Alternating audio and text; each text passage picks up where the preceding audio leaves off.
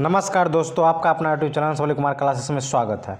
तो आज हम आप लोग को बीच लेकर आए हैं क्लास 10 यानी कि 10th का जो है इतिहास लेकर आए हुए हैं। इतिहास, इसे हिस्ट्री भी कहते हैं, ठीक है, इसे हिस्ट्री भी कहते हैं।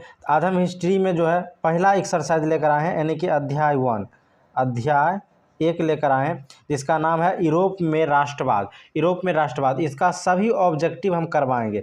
जितना भी ऑब्जेक्टिव इसका पूछा जाता है, हर एक ऑब्जेक्टिव इसको हम करवाएंगे और पूरा ऑब्जेक्टिव जो है बोर्ड में आपको पूछा ही जाएगा। बिहार बोर्ड में आपको 100% VVI प्रश्न मिलेगा। तो जो लोग वीडियो को देख रहे हैं लास्ट तक जरूर देखिएगा, कहा कि इसमें 100 का 100% प्रश्न जो है आपको बोर्ड मॉडल दिया गया है और बोर्ड से टकराएगा, और इसमें एक भी प्रश्न गलत नहीं दिया जाएगा। आपको कोई त्रुटि होगा तो हमें कमेंट में कर सकते हैं, कमेंट में बता सकते हैं, ठीक है। तो चलिए हम आप लोग को क्वेश्चन पर चलते हैं, आगे की ओर बढ़ते हैं। तो वीडियो पर लास्ट तक बने रहिएगा। सबसे पहला प्रश्न है, इटली और जर्मनी वर्तमान में किस महादेश के अंतर्गत आते हैं? यह जो है 15 बार प्रश्न पूछ चुका है और इस बार भी प्रश्न पूछने की अधिकांश चांस है कि इस बार पूछा जा सकता है कि इटली और जर्मनी जो है वो अभी वर्तमान में किस महादेश के अंतर्गत आता है। 4 ऑप्शन दिया हो रहता है, उत्तरी अमेरिका, दक्षिणी अमेरिका, यूरोप और पश्चिमी एशिया। इसका सही आंसर हो जाएगा ऑप्शन नंबर सी, यानी कि यूरोप महादेश में जो है अभी ये पड़ता है इटली और जर्मनी। चलिए अगला प्रश्न को हम देखते हैं। अगला प्रश्न है कि फ्रांस में किस शासन वंश का पुनः स्थापना वियना कांग्रेस द्वारा की गई थी? तो इसका आंसर हो जाएगा उर्वो वंश। क्या हो जाएगा? उर्वो वंश। चलिए अब अगला प्रश्न देखते हैं। अगला प्रश्न है कि मेजनी का संबंध किस संगठन से था? तो मेजनी का जो संबंध है वो कार्बोनरी संगठन से था, और बहुत बार ये प्रश्न पूछा जा चुका है कि मेजनी का संबंध किस संगठन से था, तो कार्बोनरी संगठन से। अगला प्रश्न है कि इटली एवं जर्मनी के एकीकरण के विरुद्ध निम्न में से कौन थे? तो इसका आंसर हो जाएगा ऑप्शन नंबर सी, यानी ऑस्ट्रिया जो है इटली एवं जर्मनी के एकीकरण के विरुद्ध में थे, ठीक है। चलिए अगला प्रश्न देखते हैं। अगला प्रश्न है कि काउंट काबूर को विक्टर इमैनुअल के किस पद पर नियुक्त किया गया था? तो काउंट काबूर को जो है प्रधानमंत्री के पद पर जो है नियुक्त किया गया था। चलिए अगला प्रश्न देखते हैं। अगला प्रश्न है कि गैरीवाल्डी पेशे से क्या था? तो गैरीवाल्डी जब पेशे से नाविक था, यानी कि नाव चलाने वाले थे, ठीक है। अगला प्रश्न है कि जर्मन राइन राज्य का निर्माण किसने किया था? तो जर्मन राइन राज्य का निर्माण जो है वो नेपोलियन बोनापार्ट ने किए थे।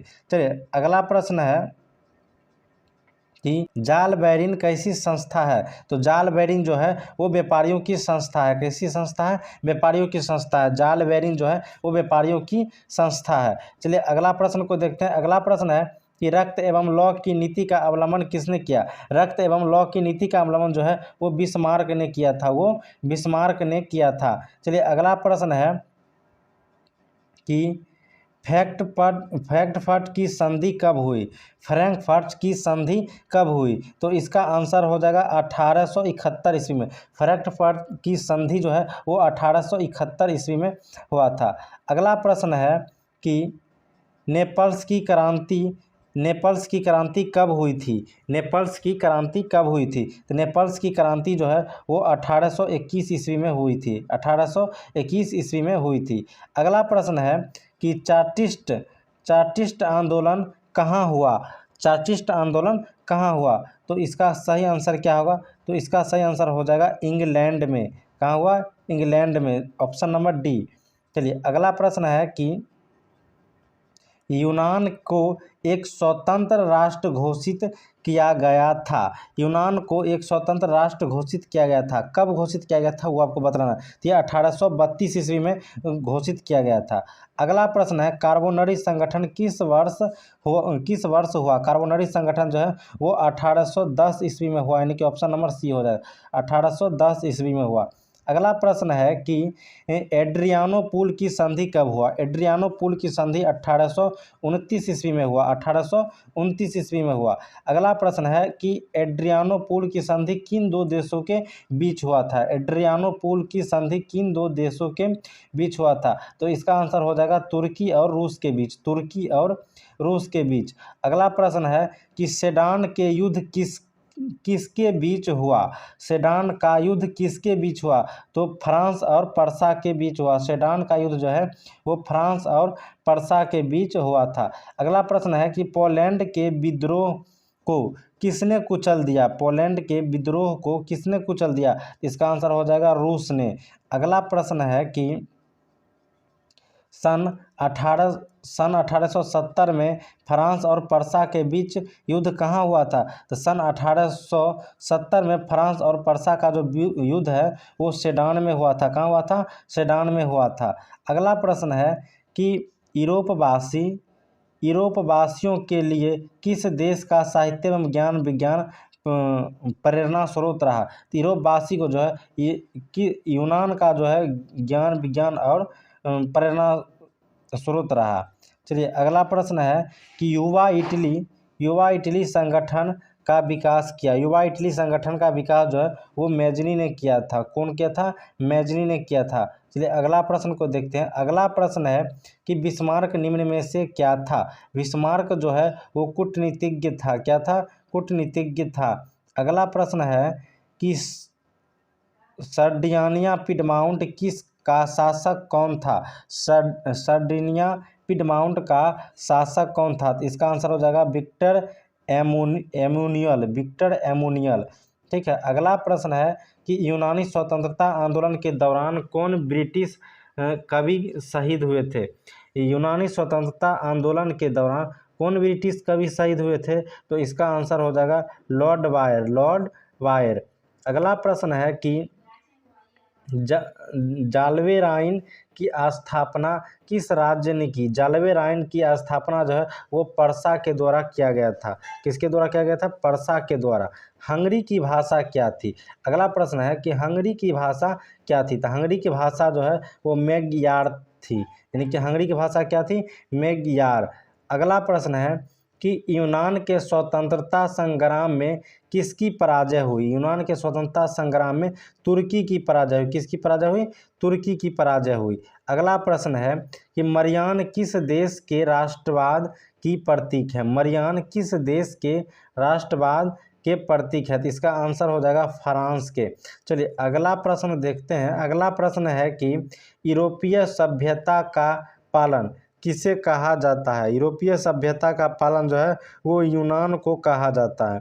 किसे कहा जाता है, यूनान को। अगला प्रश्न है एक्ट ऑफ यूनियन किस वर्ष पारित हुआ। एक्ट ऑफ यूनियन जो है 1688 ईस्वी में पारित हुआ। 1688 ईस्वी में पारित हुआ। अगला प्रश्न है कि 1789 की फ्रांसीसी क्रांति के समय वहाँ किस राजवंश का शासन था, तो आंसर हो जाएगा उर्वो। ठीक है, आंसर क्या हो जाएगा, उर्वो। अगला प्रश्न है नेपोलियन संहिता किस वर्ष लागू हुई। नेपोलियन संहिता किस वर्ष लागू हुई, तो नेपोलियन संहिता जो है वो 1804 ईस्वी में लागू हुई। 1804 ईस्वी में लागू हुई। अगला प्रश्न है जर्मन के एकीकरण के लिए बिस्मार्क ने कितने युद्ध किए। जर्मन के एकीकरण के लिए बिस्मार्क ने 3 युद्ध किए थे। कितने युद्ध किए थे, 3 युद्ध किए थे। अगला प्रश्न है कि वियना कांग्रेस ने कौन राष्ट्रीय सम्मिलित नहीं था। वियना कांग्रेस में कौन राष्ट्र सम्मिलित नहीं था, तो हो जाएगा जर्मन। वो क्या हो जाएगा, जर्मन। अगला प्रश्न है कि वियना कांग्रेस में पवित्र संघ की योजना किसने प्रस्तुत की, तो इसका आंसर हो जाएगा रूस ने। किसने, तो रूस ने। अगला प्रश्न है कि यंग इटली का संस्थापक कौन था। यंग इटली का संस्थापक कौन था, यंग इटली का संस्थापक कौन था, तो इसका आंसर हो जाएगा मैजनी। अगला प्रश्न है कि फ्रांस के किस राजा ने कहा था कि अंग्रेजी राजा के भांति शासन करने की अपेक्षा लकड़ी काटना अधिक पसंद करूँगा। तो ये चार्ल्स दशम ने बोले थे, ये चार्ल्स दशम ने बोले थे। अगला प्रश्न क्या है वो चलिए देखते हैं। अगला प्रश्न है कि पर्सा का शासक कौन था। पर्सा का शासक जो है वो विलियम प्रथम था। पर्सा का शासक विलियम प्रथम था। अगला प्रश्न है कि यूरोप का मरीज किसे कहा जाता है। यूरोप का मरीज किसे कहा जाता है। तो यूरोप का मरीज तुर्की को कहा जाता है। अगला प्रश्न है कि नेपोलियन ने जर्मन के किस संघ की स्थापना की। नेपोलियन ने जर्मनी के किस संघ की स्थापना की। तो ये जो है राय संघ की स्थापना की, राइन संघ की स्थापना की। अगला प्रश्न है कि किस संधि द्वारा स्वतंत्र यूनान राष्ट्र की स्थापना किया गया। तो एड्रियानोपुल की संधि द्वारा जो है वो स्वतंत्र यूनान राष्ट्र की स्थापना की गई। अगला प्रश्न है कि यंग यूरोप की स्थापना किसने की। तो यंग यूरोप की स्थापना मैजनी ने की। अगला प्रश्न है कि नव गुएल्फ आंदोलन कहाँ हुआ था। नव गुएल्फ आंदोलन कहाँ हुआ था। तो इसका आंसर हो जाएगा इटली में। इसका क्या आंसर हो जाएगा, इटली में। अगला प्रश्न को देखते हैं। अगला प्रश्न है कि मेटरनिक कौन था। मेटरनिक कौन था। तो मेटरनिक ऑस्ट्रिया का चांसलर था। मेटरनिक कौन था, ऑस्ट्रिया का चांसलर था। अगला प्रश्न है कार्बोनरी की स्थापना किस वर्ष की गई थी। कार्बोनरी की स्थापना 1810 ईस्वी में की गई थी। कार्बोनरी की स्थापना 1810 ईस्वी में की गई थी। अगला प्रश्न है कि 1830 की क्रांति के बाद फ्रांस में किस प्रकार की शासन स्थापित हुई। 1830 की क्रांति के बाद फ्रांस में जो है वो निरंकुश शासन, निरंकुश राजतंत्र स्थापित हुई। अगला प्रश्न है कि लाल कुर्ती नामक संस्था का गठन किसने किया था। लाल कुर्ती नामक संस्था का गठन किसने किया था। तो इसका आंसर हो जाएगा गैरीबाल्डी। इसका क्या आंसर हो जाएगा, गैरीबाल्डी। अगला प्रश्न है कि राष्ट्रवाद की अवधारणा का जन्म किस घटना से माना जाता है। राष्ट्रवाद की अवधारणा का जन्म किस घटना से माना जाता है। तो पुनर्जागरण, पुनर्जागरण। अगला प्रश्न है कि रक्त एवं लौ की नीति किसने अपनाई। रक्त एवं लौ की नीति जो है वो बिस्मार्क ने अपनाई। अगला प्रश्न है किस युद्ध के बाद जर्मन का एकीकरण पूरा हुआ। तो सेडान के युद्ध के बाद जो है, सेडान के युद्ध के बाद जो है जर्मन का एकीकरण पूरा हुई। जर्मनी का एकीकरण जो है वो सेडान के युद्ध के बाद पूरा हुई। अगला प्रश्न है किस संधि द्वारा जर्मनी का एकीकरण पूरा हुआ।